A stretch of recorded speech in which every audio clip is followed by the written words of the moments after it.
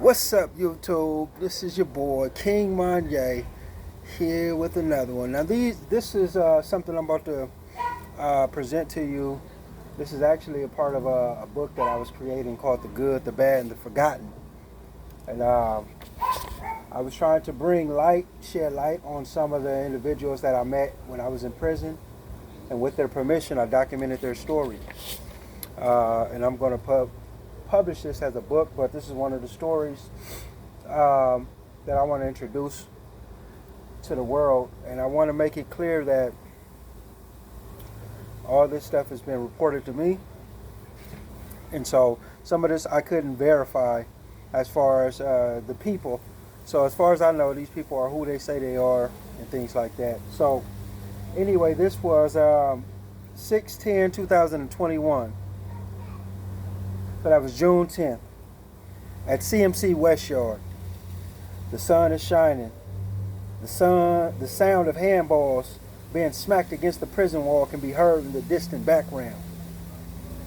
I stand on the porch of dorm number 8 and I look around the yard and scan my surroundings. I scan the scene. An old man is sitting below the porch.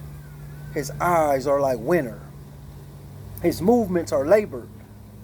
It is the look of an old convict who is too familiar with the injustice of CDCR, California Department of Correction and Rehabilitation. Our eyes lock for a brief moment, and in that moment, he is willing to relive years of pain and frustration as I represent hope.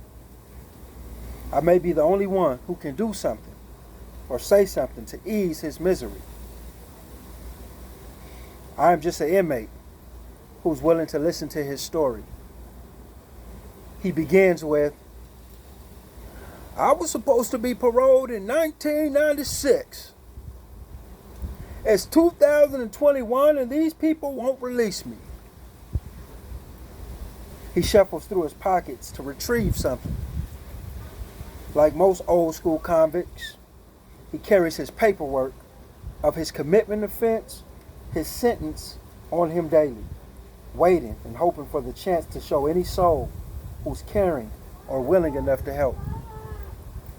I take a closer look at the documents he has that he passes me, and as he explains this piece of paper, it indicates that he was labeled as a security threat group, a STG member of the notorious Aryan Brotherhood. Confidential information from a reliable source confirmed he is not only a member, but that he uses his influence to make weapons for inmates. He denies all the above mentioned and is adamant that out of all of this was created for malicious reasons. He says that this chrono was placed in his file to prevent his release. Now, his story is so familiar. This man witnessed police brutally assault an inmate. He came forward as a witness against the police and on behalf of the inmate. And while he took sides with the inmate, there were other inmates who chose to take sides with the cops for special privileges and job assignments. That day, he made a powerful enemy. That other inmate who chose sides with the officer was elevated to the captain's clerk on the condition that he not only testify for the cop, but also that he accused this other witness of being a shot caller for the Aryan Brotherhood. Because of this, in this fabricated story, Roy Corning is still held a prisoner, nearly 40 years of being incarcerated. I want you to think about that. It's a guy by the name of Roy. I called him Roy, white man, old white man, 72 years old maybe. Has a CDC number of C44289. He denies that he's not a part of the Aryan Brotherhood, nothing like that. What happened was he one day seen the police beat up an inmate, and he came forward on behalf of that inmate and told the truth and said, "Nah, I seen what happened. They whooped him for no reason, this and that." Well, while he did that, there was other inmates, like I previously stated, who came forward and said the opposite. They testified on behalf of the cop, basically saying the inmate did this and this and that. That's everything else is made up. So the ones who testified on behalf of the cops, they got elevated, they got good job privileges and stuff like that. And Roy, he was one of the ones who cut the shitty end of the stick, right? He made a powerful enemy that day. This story is unique in the sense that it's a white man. And right there, I realized that there's injustice and oppression that affects all different type of races of people, all different type of classes of people. You know, he made a powerful enemy. He's in prison for murder. Let's get that right. He's in prison for murdering somebody at his home. The story he tells me is that somebody came to his house with the intentions to kill him. He was already pre-warned that Wooty Whoop was mad. He got a gun and he coming over there. So he defended his property. He killed the man, shot the man, killed the man. And he's been in prison ever since. If I'm wrong, I stand corrected. But I mention this story because I don't know the man on a personal level to say he's innocent or guilty. I don't know the man to say too much about his reasoning behind why he's still in prison. But I can say I met the man and seen the pain in his eyes. I met the man and seen the bitterness corrode at his heart. Because like I said, this man had a release date. He was supposed to be out of prison in 1996. He's not out of prison. It is now 2022. He's not out of prison because of a confidential informant put false information into his file that labels him as some type of security threat group, which is the Aryan Brotherhood. They label him as some type of leader, some type of weapons maker. And until he admits that that's true, even if it's false, until he goes in there and just tell them what they want to hear, he will remain in prison. This is the classic example of what prisoners, lifers, are going through. Now, you can talk to those who have life or who've had life. They'll know much better.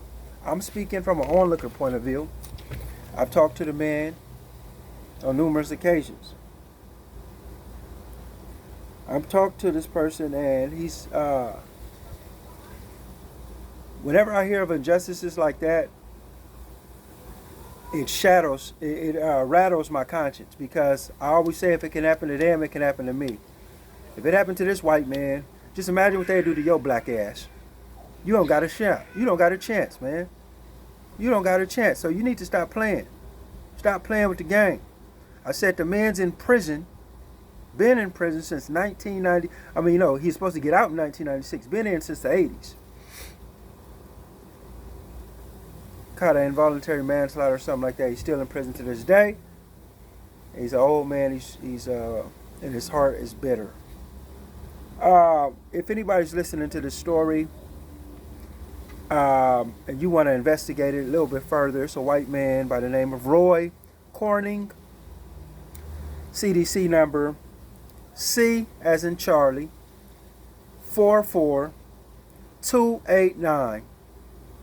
If you are any type of lawyer, public defender, anybody that knows anything with law, this man can use some representation. He's been held in prison for false information from a confidential informant that was put inside his file. The reason it was put inside his file was because he had came forward and spoke on an injustice that an officer had committed in his presence to another inmate. That's the bottom line. And so, as I say, he's 70 years old. His family is dying. His support system has died and withered away. This is a man that, if we don't take action to just investigate this is a human being. This is a human being who we need to look into this. We need to see what the hell is going on with this white man. You know, what's going on with him? I believe him personally, and that's why I presented this story. I don't know about nothing else about him. I can't say, you know what I'm saying, he's a solid individual or nothing like that. All I can say is he's a human being too. He's in prison, and I don't believe he should still be there. I believe all his family, his support is dying away, and enough's enough. I believe he made some powerful enemies, and if we don't speak up and stand on truth, stand for justice, this type of incident is just a fraction away, just a fraction. It's at your doorstep from consuming your child, your brother, your friend. And so if nothing else, in the spirit of truth, and then having and demonstrating some type of courage, then we pray for the man. But the highest form of faith is to actually take some type of step, some active step, look this man up, and see what's going on. Hey, I'm King Manye. I am sent here to inspire those who are great and sometimes tend to forget. If you like what you're hearing, please hit the subscribe, like, or comment. And we're going to keep these stories coming. You guys stay safe, and remember, it's never too late to turn this thing around. Y'all be easy.